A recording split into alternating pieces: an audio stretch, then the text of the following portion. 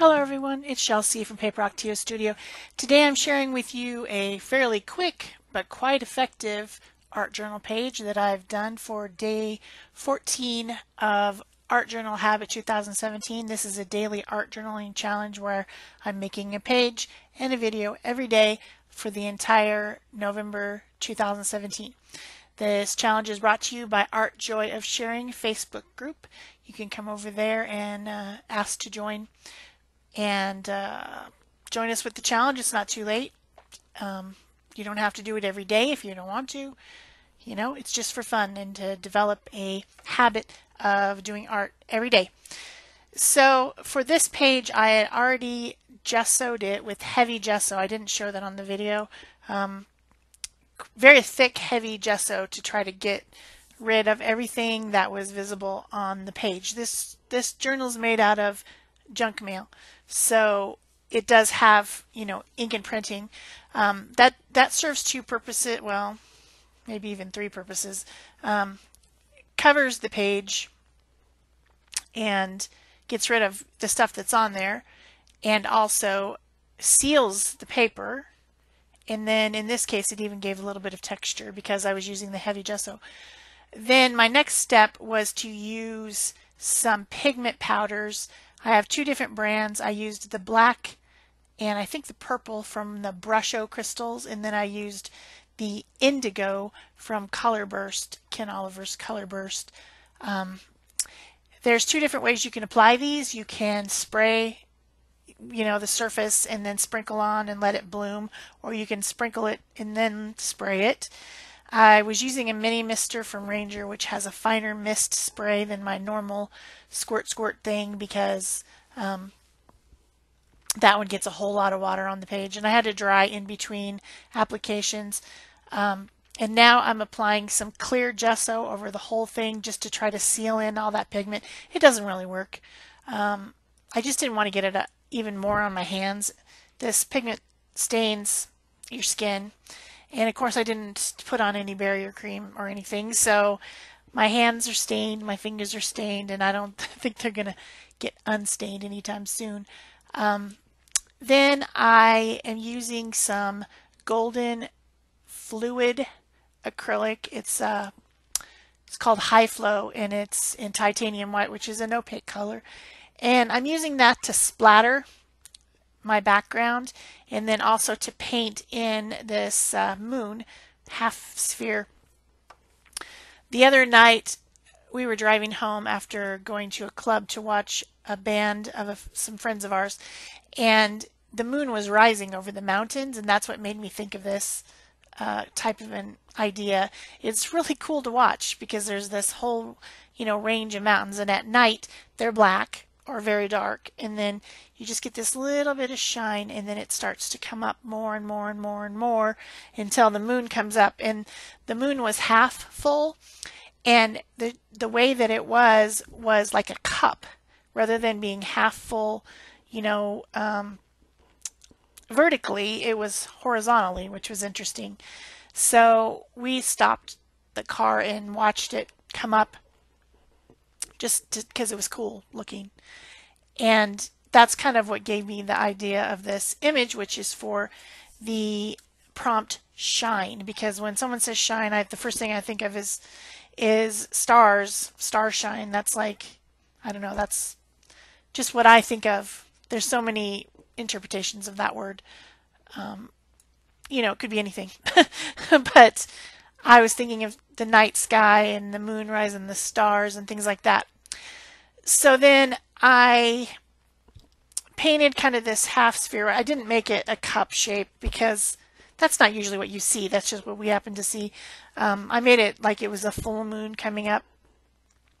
And then I'm just pretending it's over water because recently I was in Mazatlan and we watched the sunset over the ocean every night, which was really fun to see. And so I just wanted to put the water in there with a little bit of like misty clouds. Obviously it's not supposed to be the sun, it's supposed to be the moon. Somewhere in the world the moon must rise over the water. I've never seen it.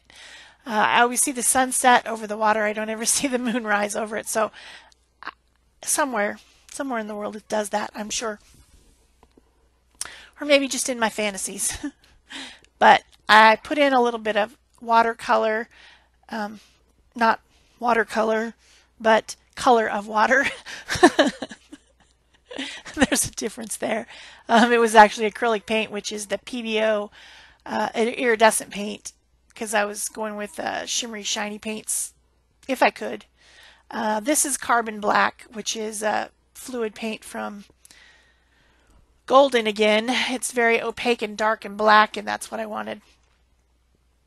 Could have also used black gesso, and in most cases I probably would have, but since I was already using shimmery paints, I also thought I should have some type of shine, and the black gesso is matte, very matte, flat.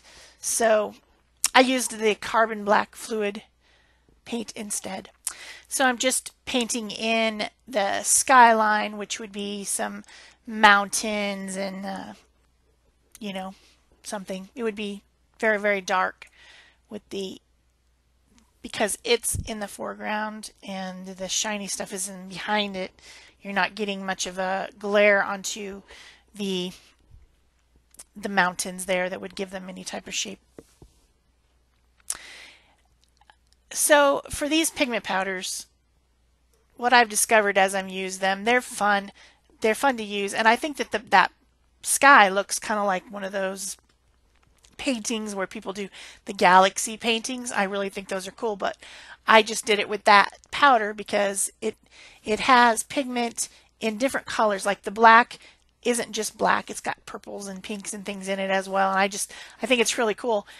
But the downfall of them is that no matter what you put over the top of it, whether you try to seal it, whatever, it soaks into the other stuff. So my very bright stars and my very bright moon stop being so bright because the indigo color is soaking in and dulling them down, and there's just no way to prevent it. I've tried all kinds of things. It's very similar to the dilution sprays that a lot of you are familiar with. It does the same thing. No matter what you put over it, gesso, whatever, you know, you're trying to seal it, it doesn't completely get sealed. So my moon, I painted in titanium white, which is a opaque color, turned kind of blue, and I went over it again. For the clouds, I used silver, which is a PBO iridescent paint, and I'm just adding some highlights and things with a fine liner bottle that's titanium white. But I already know that it's going to turn those very bright things that I put on, even with the fine liner, will turn a light blue color. That's just the way it is. That's just the way it is. So then my final thing to paint on here is a little figure standing looking at the moon and stars, looking out over the ocean. And I touch her up a little bit with the pen because I couldn't get, you know, a complete fine crisp thing with the paintbrush. I wasn't that skilled today. I did end up adding a highlight on her, which I didn't have at first, and I don't think it got on the video, but you'll see it in the pictures at the end. I had this die cut word shine, which was just sitting on my desk, so I decided to add that, and then I put a little bit of the titanium white paint in the fine liner bottle over it to make it you know, shiny like acrylic paint, because it was paper. And that will actually stay white probably, because I can't imagine that indigo is going to bleed through glue and paper and then paint again. But it's possible. It's possible it could do that. And then to finish off, I used my Brother P-Touch labeler to make some little words to stick on the page.